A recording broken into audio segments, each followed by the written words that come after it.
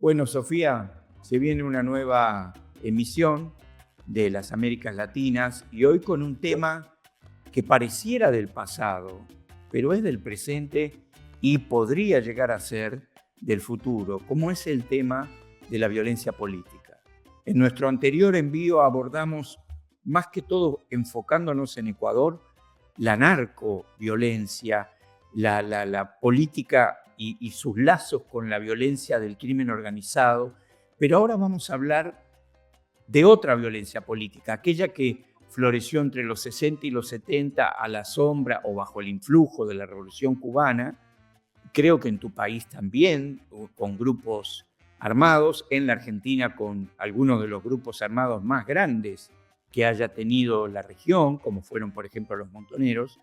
Y vamos a hablar cómo, si hay el riesgo de que este descrédito generalizado que parece estar viviendo la democracia en nuestra región podría azuzar otra vez este regreso. Para eso vamos a tener un invitado especial que vamos a presentar después de nuestra presentación. Vamos entonces a la apertura de esta nueva emisión de Las Américas Latinas. Las Américas Latinas. Las Américas Latinas. Pensar la región del Pacífico al Río de la Plata. Del Cotopaxi a la Concagua. De la selva a la Pampa. Una charla sin pretensiones entre Sofía Cordero desde Quito y Santiago Farrell desde Buenos Aires. Si preguntan quién soy, qué llevo a dónde voy, soy de tierra sal. Desde Quito. Desde Buenos Aires. Las Américas Latinas. Bienvenidos a un nuevo capítulo de Las Américas Latinas. Santiago, estamos de nuevo aquí y presentamos a Sergio Bufano. Él es periodista, escritor y es ex miembro de grupos armados. Vamos a tener una muy interesante discusión sobre muchos temas, pero sobre todo sobre violencia política y los legados de los que podemos aprender, de lo que debemos dejar atrás quizás, y que aquello que se puede estar repitiendo en términos de debilitamiento de la democracia y lo que puede convertirse en regímenes violentos y en acciones violentas en nuestras sociedades latinoamericanas. Vamos, Santiago. Bueno, primero, muchas gracias, Sergio, por acompañarnos. Agreguemos que Sergio fue el editor de una publicación interesantísima que se llamó La Lucha Armada, un registro pormenorizado del accionar de los grupos, de sus ideologías, sus principios, su nacimiento, en algunos casos su disolución, la forma en que enfrentaron la terrible represión, sobre todo de la dictadura militar a partir del 76. Lo que quería preguntarte, y antes también, lo que quería preguntarte, Sergio, es, siempre se habla del famoso espíritu de época que dominaba en los 60 y los 70. Y como ejemplo yo recuerdo la famosa revista Cristianismo y Revolución, que era una revista editada por la Iglesia Católica, que hablaba de la violencia armada y hablaba esa figura de la violencia de abajo que engendra, la violencia de arriba que engendra la violencia de abajo, tapas dedicadas a LERP, una organización trotskista. Teníamos absolutamente internalizado que la lucha armada era la forma de llegar al poder. Así es. Primero, muchas gracias por la invitación, Sofía y Santiago.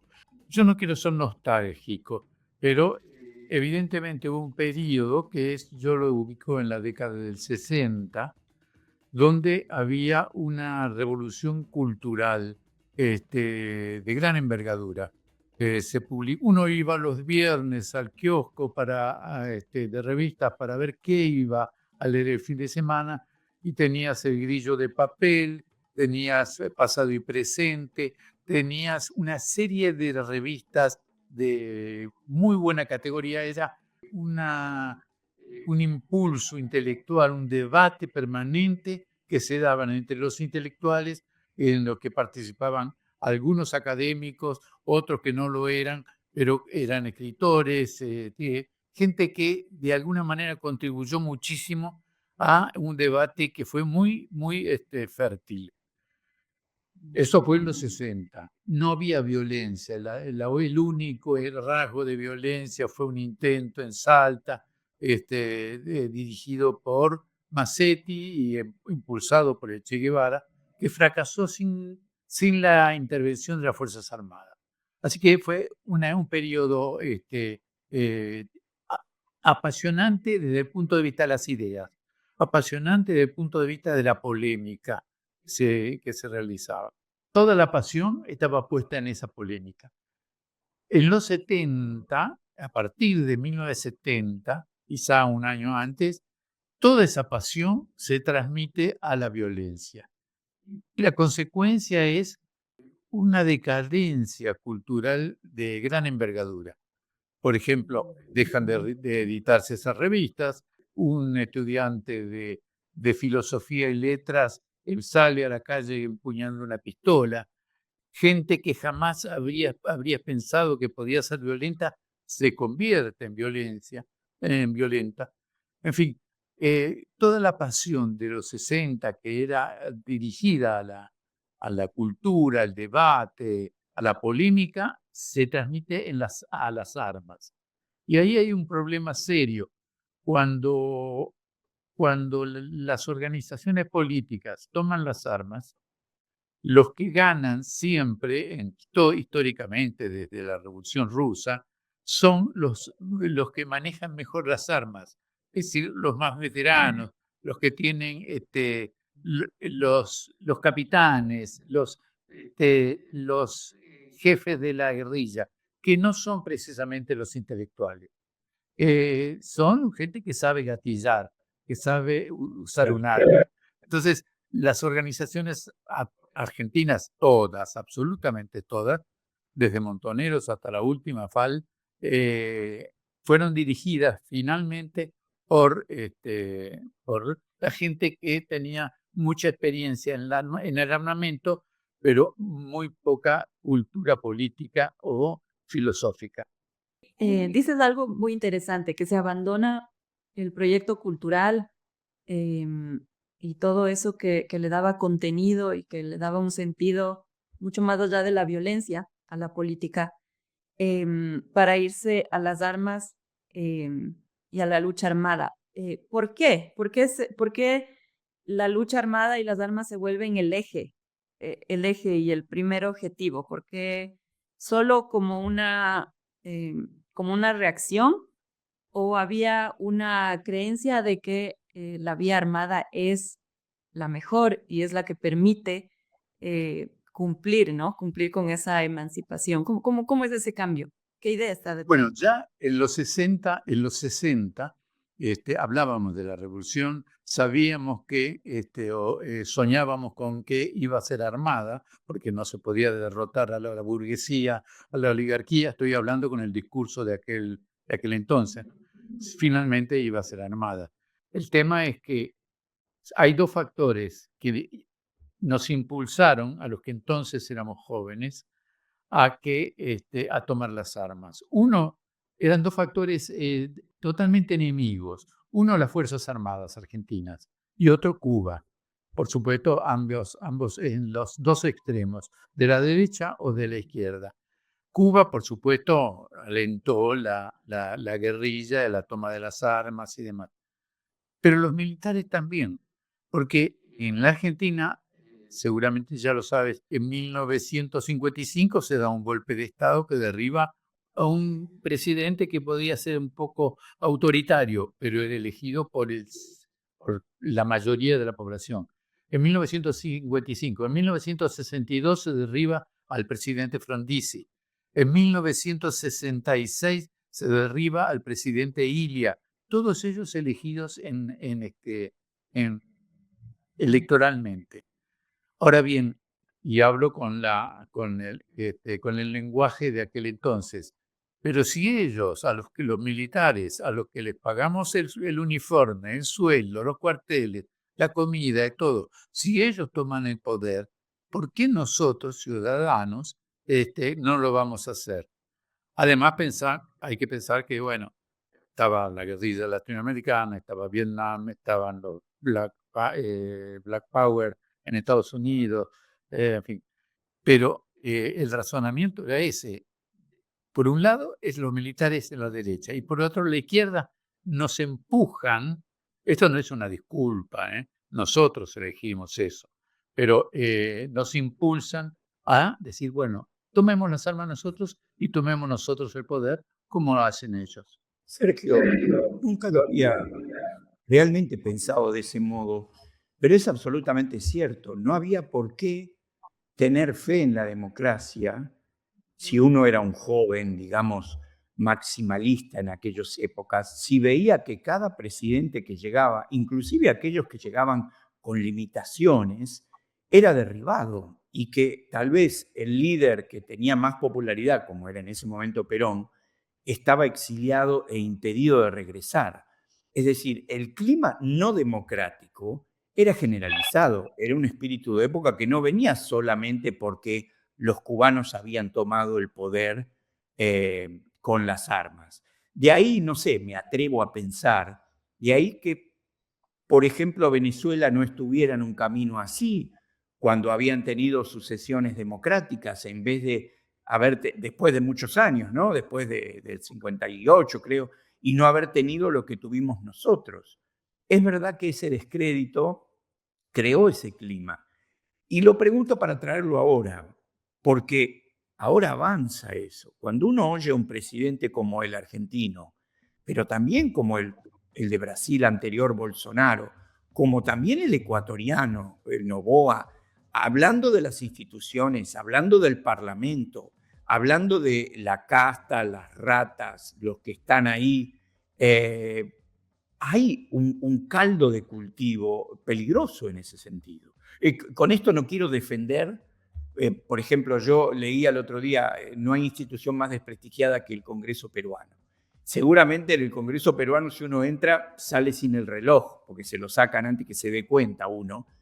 Pero detrás de todo ese discurso está ese riesgo inmanente, ¿no? Como que la democracia no está, o la clase política no está a la altura, ¿no?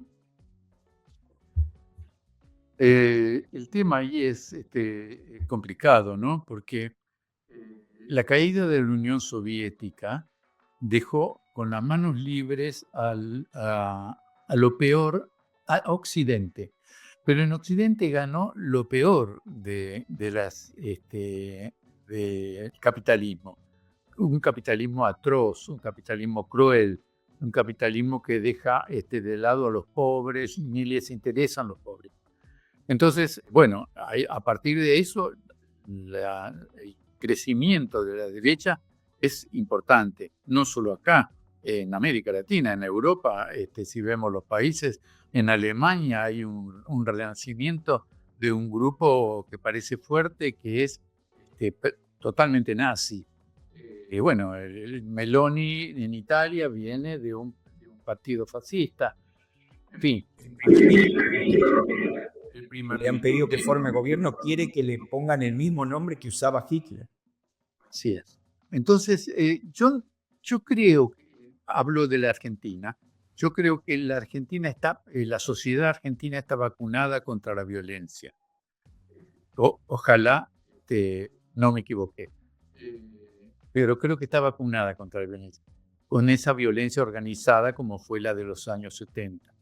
Lo que sí puede haber episodios de violencia, pero sobre todo porque tenemos un presidente mal hablado con un lenguaje, no sé cómo caracterizarlo, sino la palabra. Para evitar la mala palabra, es un presidente realmente que nos deja atónitos a todos los días. Pero de ahí a que haya violencia, yo no lo creo. Y ojalá que tenga razón. Pero creo que toda la violencia se está generando se está volcando a través de las redes. Y es una violencia oral, una violencia que, bueno, por suerte no produce muertes, ¿no? Sí, ahí parecería ser que, volviendo al tema del abandono del proyecto cultural y qué pasa después, ¿no es cierto? Vienen los retornos a la democracia en distintos modelos, es decir, por la vía de la presión popular en algunos casos, y por la vía de la negociación o los acuerdos, por ejemplo, la presión popular en Bolivia, también los derechos humanos y un ambiente internacional que en el Cono Sur ya obligó de alguna manera a una democratización, o el modelo ecuatoriano más de acuerdos porque no había vivido una dictadura, o por lo menos no se había involucrado en este eje, ¿no? De las dictaduras del Cono Sur con tanta fuerza. Entonces, acuerdos, y no se puede decir que fueron acuerdos populares oligárquicos, no creo que haya llegado a tanto, sino más bien acuerdos entre los poderes, ¿no? Entre las élites de la costa y la sierra para armar una nueva constitución e ir a un referéndum. Pero lo que digo es, en esos retornos parece que tampoco hubo un proyecto cultural ligado a la democracia. Lo que hubo fue democratización, pero por lo menos yo hablo más por los Andes, ¿no? Pienso en Bolivia, por ejemplo, una democratización totalmente carente de un proyecto que pueda ser hegemónico y que pueda integrar tanta diversidad, que pueda integrar a los quechuas, a los aymaras y al mismo tiempo a las tierras bajas con tantos pueblos indígenas y al mismo tiempo a los mestizos, ¿no? Entonces, una democracia yo creo que es valiosísimo que haya sido el proyecto del liberalismo en términos de procedimiento, en términos de Estado de Derecho, ¿no? Esta izquierda y también derecha que tuvieron que apegarse al liberalismo como modelo, no económico, sino como modelo democrático. Y en Ecuador, por ejemplo, tampoco un proyecto cultural ni de identidad. Y tal vez eso fue y sigue siendo el caldo de cultivo para un estallido luego de que las democracias fracasan, porque fracasan en el intento de integrar a las mayorías económica y culturalmente, y ahora surgen estos populismos que, más que, por ejemplo, Abdalá Bucaram fue un populista, pero los populismos de hoy tienen este tinte de realmente molestarse con la norma, molestarse con la Constitución, o sea, les estorban, son unas camisas de fuerza las leyes, ¿no? Entonces, estos populismos que están en diversos grados, ¿no? Creo que el Ecuador, por ejemplo, el correísmo y ahora el novoísmo son populismos que realmente les estorba el Estado de Derecho, ¿no? Todos en mayor medida o en menor medida, pero la pregunta es, con esa ausencia de proyecto cultural, ¿no es cierto? Y con el fracaso de la democracia, entonces, en Ecuador lo que hay es la narcopolítica y la violencia del crimen organizado, ¿no es cierto? ¿Tú crees, Sergio, que es cuestión de tiempo para que en todos los países, ¿no es cierto?, el crimen organizado sea el único proyecto alternativo? Porque viene a ser un proyecto alternativo. ¿Y a qué me refiero? Como no hay un proyecto cultural, no hay un proyecto económico, no hay un proyecto de Estado, de sociedad, ellos vienen a ocupar ese espacio, ¿no? Y es lo que se llama la gobernanza criminal, y desde los gobiernos locales financian, es la nueva economía, mueven la economía de los países, o por lo menos eso pasa aquí, y se toman, y claro, es casi un delito decirlo, pero es un nuevo proyecto de sociedad de alguna manera, ¿no? Que articula las economías, hay una nueva cultura, la cultura de la muerte, ¿no? Incluso tiene nuevas creencias, tiene música, tiene tradiciones, tiene identidad. Entonces, ¿tú qué crees? Por ejemplo, en Argentina, que se puede decir que no está tomada por ahora, o en los niveles que se puede decir que está tomado el Ecuador, ¿crees que es la única opción o que van hacia allá todos los países latinoamericanos? Yo sostengo siempre que acá la guerra contra los narcos está perdida, pero se perdió ya en una guerra, hay siempre un triunfador y un derrotado.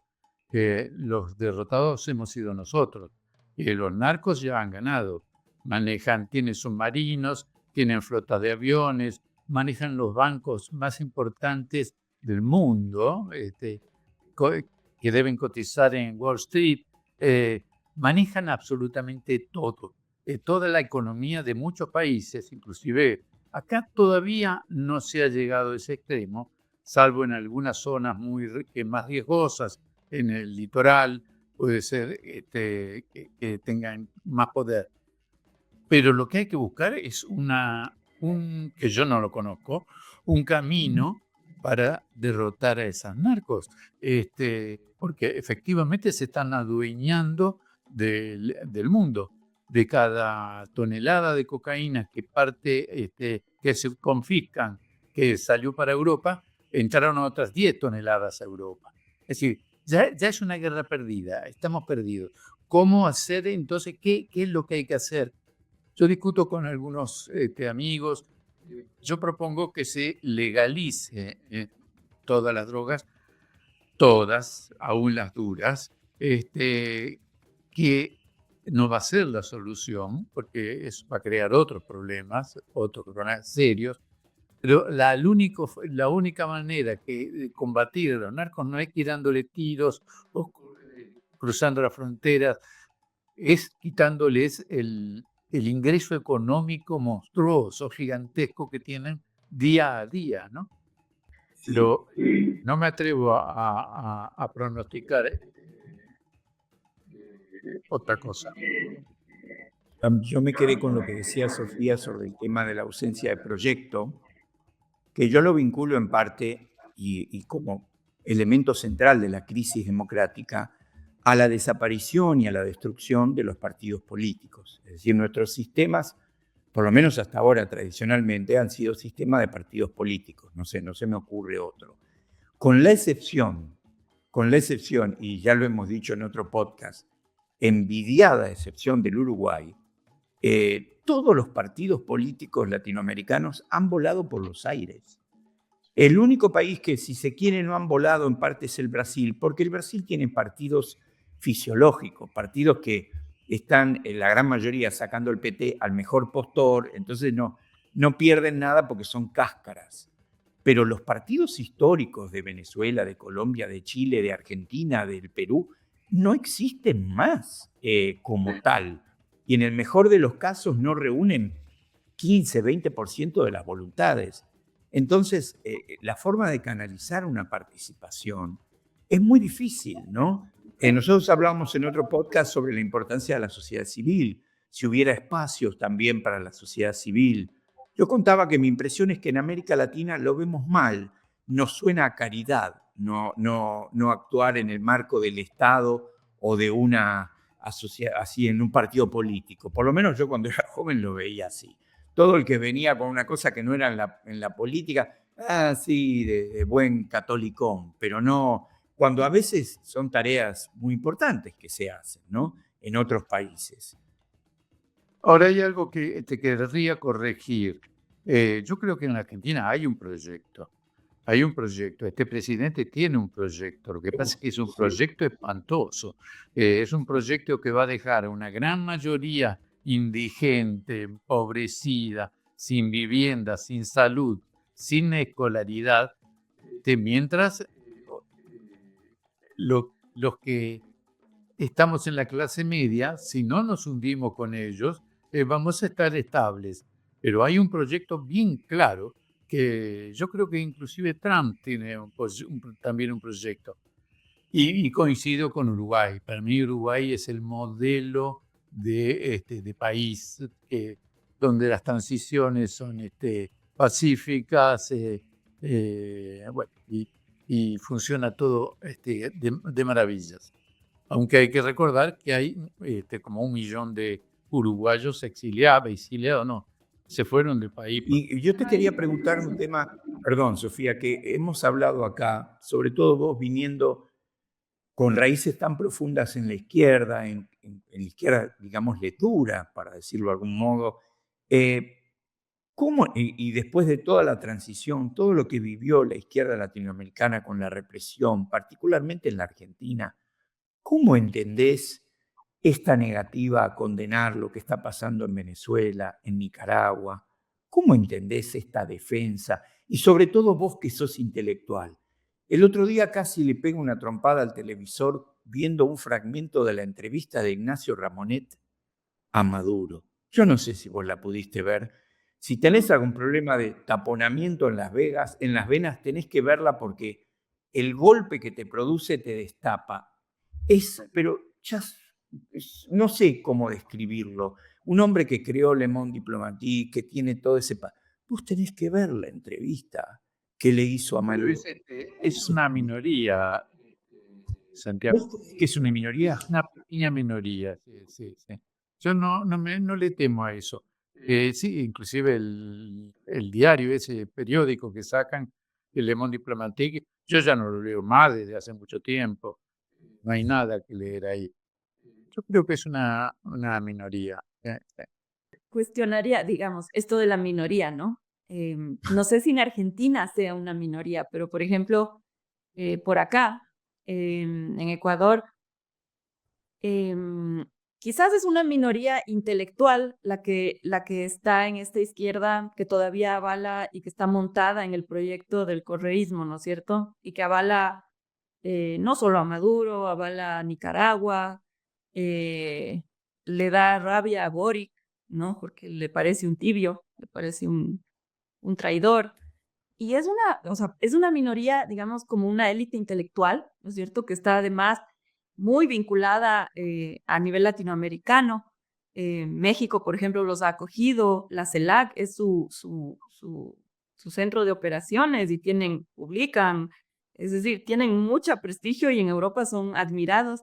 Entonces, claro, una minoría, pero una minoría que impacta y que genera pensamiento y que además tiene un brazo político que es la primera mayoría en Ecuador. Entonces, como, digamos, creo que son minorías que tienen un gran impacto y que no hay que menospreciarlas. Por ejemplo, la vivencia acá es como esta minoría hay que enfrentarla en cada elección, ¿no es cierto?, para tratar de que no vuelva al poder.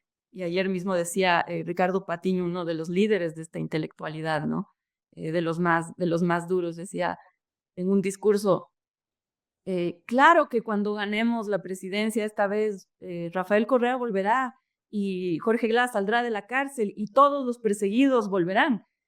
Y claro, uno dice, bueno, ese sí es un proyecto, ¿no? Un proyecto cultural de alguna manera, que tiene un gran impacto y del que por lo menos acá estamos resistiendo, pero estamos resistiendo de manera, digamos, con las uñas. Y digo estamos resistiendo porque yo considero cada elección que no ha podido volver el correísmo como parte de una resistencia, como patear la pelota al autoritarismo para ver si logramos salir, ¿no?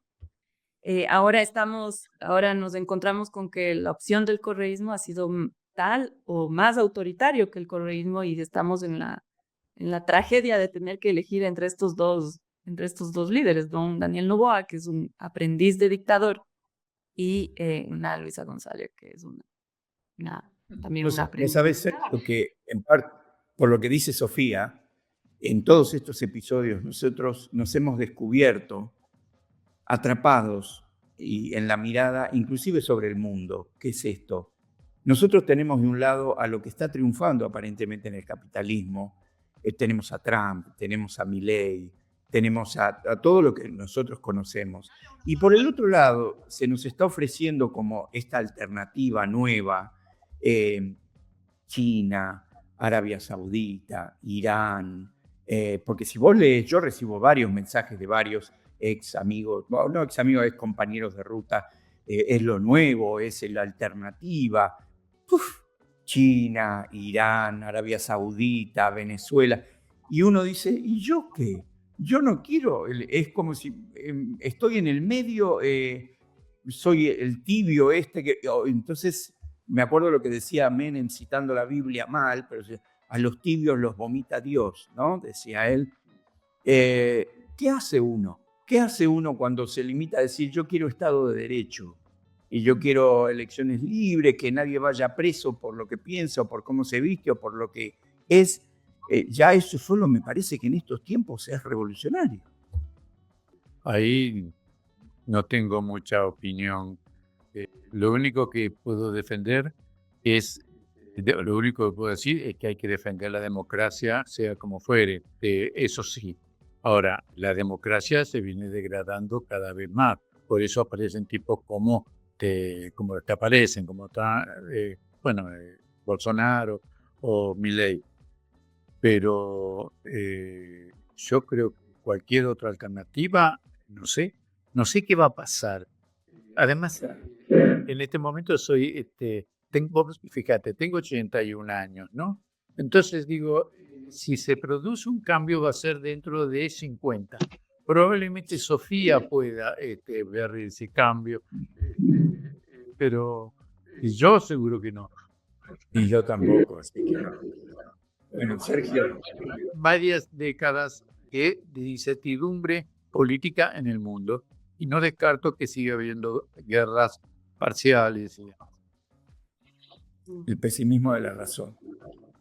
Claro, ahí yo quisiera, más para los dos, conversar con los dos como estos testigos de Milei, ¿no es cierto?, de esta figura tan controversial. Es inevitable, ¿no? Yo con mis estudiantes probaba, ¿no es cierto? Entonces hacíamos ejercicios igual de analizar los diferentes líderes latinoamericanos, ¿no? Y yo les decía, a ver, de los populistas actuales, ¿no?, sea de izquierda o de derecha, ¿cuál es el que les resulta más atractivo, más interesante? O sea, ¿qué pasa?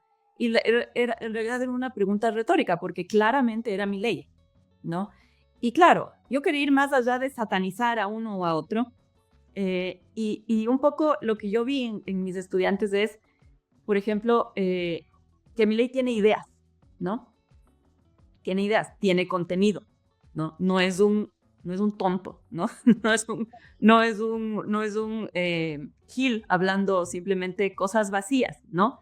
Sí, es un loco, insulta, se vuelve loco, pero tiene un contenido y eso hace, ¿no?, por lo menos que desde acá, ¿no?, que los jóvenes y que en general la gente lo vea como algo diferente a cualquier populismo, ¿no? Algo diferente. Y esto es también en oposición. Nosotros tenemos, por ejemplo, un Daniel Noboa, que es un populista de las redes, un joven guapo que va al gimnasio y que no es capaz de decir un discurso de más de 3 minutos, porque no lo puede hacer, ¿no? Entonces, porque no tiene nada que decir.